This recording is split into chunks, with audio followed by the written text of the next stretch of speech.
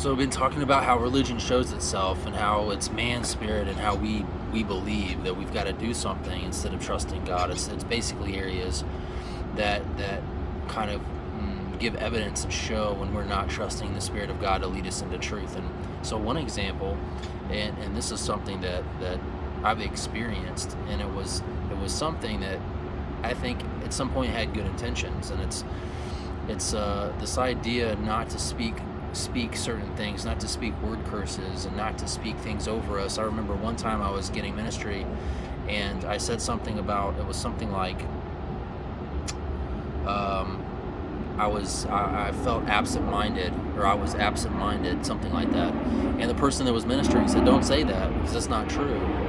And I was kind of taken aback, because, and as I heard him, I was like, you know what?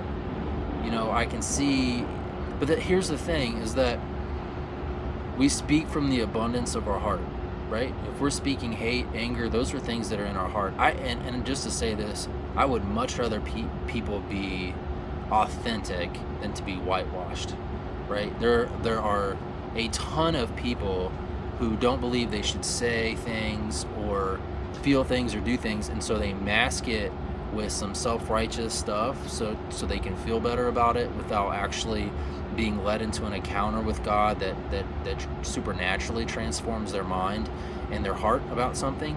And so I'd much rather the person that at least God came to save the sick, not the healthy, right? And so to be authentic in where we are. And so having said that, it's not about,